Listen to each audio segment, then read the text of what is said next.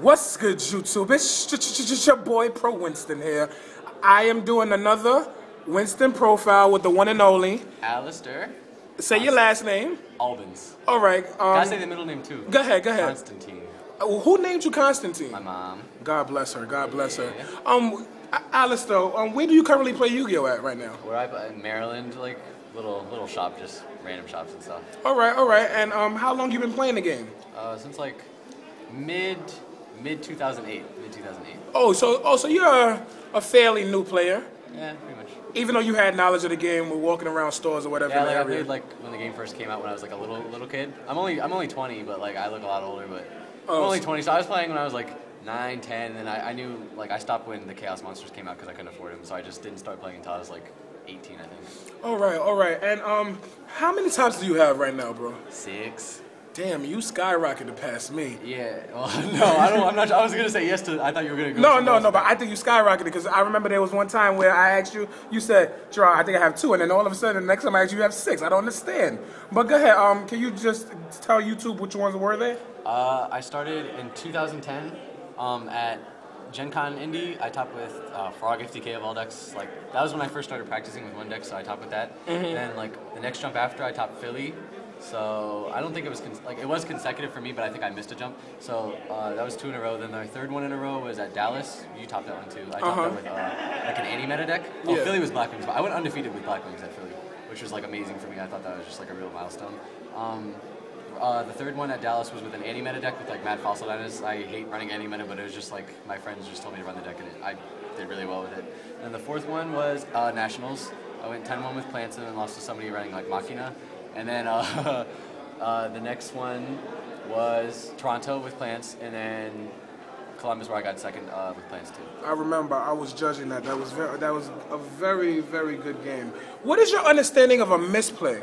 A misplay? Yeah, and wait, the only reason why I asked you is because I know that when I see you play, you hardly misplay. So what do you do in those terms? Like, how do you get to that point?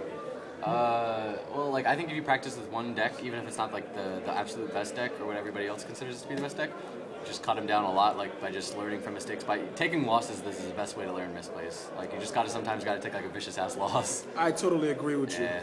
So what is your understanding of a misplay? It's when you make a less optimal play than what's available. Explain that, because using big words like optimum, like okay, I don't so understand. say you have like a nut hand, right? Uh-huh. And you just like you see it one way, like you have tunnel vision or something like that, and you have a way to make game, but you just figure like, oh, I'll just do like this because it's the most obvious thing that you could do. When you realize that you might have had game, and then after you push for game, and it's like, oh wow, you're like 200 short or something like that. You're like, oh shit, I actually had game if I had just done something differently. That's like a really obvious scenario, but like. People will be like, well, you usually win in those scenarios anyway because your opponent's at 200 now. You have like a field full of monsters. So people say, well, I won, so it doesn't really matter. But it's not true. Like if you could have won by just doing something smarter and better, then it's obviously like not the right play to do if you messed it up. I see. And what is your greatest moment in Yu-Gi-Oh besides your first top and besides your second place finish? My best moment, I have to say like going undefeated with Black Wings was awesome. And then Toronto, like I played so well at Toronto. I lost in top 32 to another good player, the guy that got second, Nikki Lakaye. And I was playing really well, like all the Swiss rounds. Luck wasn't on my side, top 32. All right. And would you rather play a deck that everyone else is playing, or would you rather play a deck that only you are playing, so you don't have to worry about the mirror matches? A deck that everyone's like if you have like a sleeper deck, like something that's under the radar but it's also really really strong that you can just use to counter the meta, then that's like always the best choice pretty much. As long as you've been practicing with it, you feel comfortable with it. Can you give me an example of right now, please? Sleeper deck right now. Well, like I guess Toronto Card Craze was a pretty good example. Like people knew about Card Craze, but like not the way that it was played by Dale and Anthony. So it was like it was a lot different. Like nobody was really expecting it. That was a really good choice. What are the top decks to you as of this current moment, and why? Plants is tier 0. Tier 0? It's just above everything else. There's nothing on its level. Oh, understandable. And then right below it, on that tier 1 is Rabbit, Dino Rabbit, maybe even like just like a regular Dino deck without Rabbit, just anything that abuses Guaiva or whatever it's called. Car Craze is probably on that same level, and Agents is hovering around there too, so those are the... Where do you consider your skill level at this current time? I don't really like talking about that. No, it's all right. everybody requested you on this channel, so everyone knows that you're a good player. So thank you. People get, like, always tease me for losing to Billy when he had 3 Tenkus. That's all right. You know, really, my hand was terrible. So. Well, after you answer this question, I want to ask you about that match. I think I am among the best players in the game right now. Not deck building wise. I don't really build decks or anything. Like, I'm not Jeff Jones or anything, but I think like me, Frazier, Billy's might just have like a little something on me, but. He's Billy. He's got the magic right now. It's his format, obviously. And Silverman, people like that. Like, I don't know. I look up to them a lot, and like, but I think they like a lot of them see me on the same level. So I don't know. It's been a long time coming for me. I think so. All right. I practice a lot. I play Yu-Gi-Oh all the time. All the fucking time. I sleep talk Yu-Gi-Oh. Oh my god! The other day I was in the Xbox party and then you put Austin in them on hold to talk about Yu-Gi-Oh to Billy and Jerry and them. Yeah. I was there. Yeah. I love Yu-Gi-Oh. Who is your favorite Yu-Gi-Oh player? Oh, my favorite shit. Or one that you admire the most. It doesn't have to be a favorite. The one that I admire the most. I'd say Frazier and Billy for sure. Right now, they've been doing. Oh. How could I forget him? He just wasn't on my mind. He just sent me a text message and wasn't on my mind. Robert Boyajian, my absolute favorite player right now. Explain why. First of all, he's just the nuts. Like, how do you just like? We both had 3 tops around the same time, and then like we both got to like 4 around the same time, and he's just like back to back to back to back to back. And I respect the back to back to back thing. And when you're playing a deck like Plants, people might like say, "Oh, he's just using the best deck," but like everybody else is. So obviously, he's doing something way better than them. He's like a great player, and he's a really good friend. So. Robbie Boyajian is my favorite player.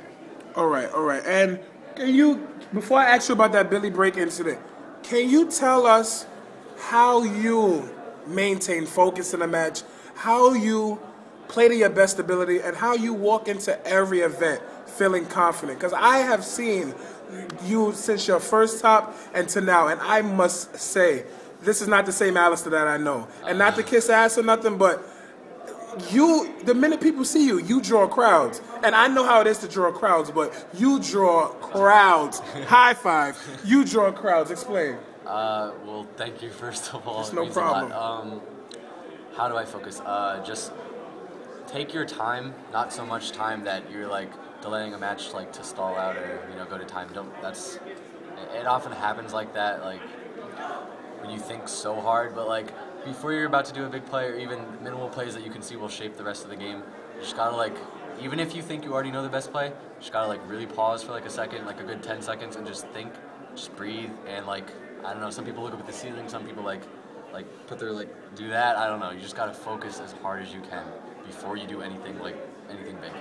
And practice. Yeah, playing, just like, more than anything, what helped me start topping, and this is like the advice that I give to anybody if they want to start topping, practice with 1, maybe 2 decks, and make sure like it doesn't matter if they're known decks, they don't have to be like hidden decks or anything like that.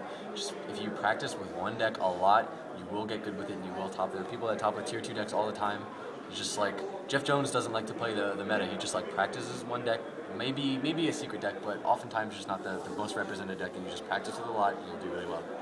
All right, and I'm gonna ask you another question. Would you made it to the finals in Ohio? Yeah. Would you have did that Diddy Crow move? Oh, the Courtney thing? Yes. I don't think anybody can argue that it was a terrible move to do. Oh my God, yes. Well, explain. You're one of the first. Well, since they did, can I get this right? Can I get some clarification? Go ahead. Did he dust shoot him before he got dust shooted himself? I can't answer that clearly, but I know they both dust shooted each other. Okay. Regardless of that, there's no excuse to do that. However, when you see that your opponent has Monster Reborn in your hand, and even if you don't, DD Crow getting in for 100, you don't just flat out lose the game when there's nothing on either side of the field. Just because you get dust shooted, now your hand's dead. Especially when it's something on the line is like getting to the finals or being in the finals. It's just, at any time in a Yu-Gi-Oh tournament, you shouldn't be doing this. Like, maybe a friendly game with a friend outside of a tournament, not even a locals, just, you shouldn't be messing around. And not to say that he was trying to offend anybody, but some people might find it offensive that you're just toying around and joking around and squandering cards like that when there are people that would have killed to be in that spot that he was. And I don't think anybody's ever touched on that. With that being said, congrats to him, congrats to you. And it was a terrible play, but he knows this already. He discussed it, I think, in a video. So. And when he was under Max C. When he was under Max C against Pat Hoban? Yes. He claims that his deck wasn't affected by Maxi, which I think is a really foolish thing to say because obviously the KS deck, like, it's not every single time gonna have like the ability to just push through games under Maxi. Maybe in that scenario we thought it would, but like as I hear like something with triple Tengu, or that's still kind of besides the point. I don't really know what the exact fields look like, and sometimes pushing through Maxi is the right play. Like, for instance, Billy did it against me in the finals, and like that was clearly the right play because he had such a weak hand that it was either now or never type thing.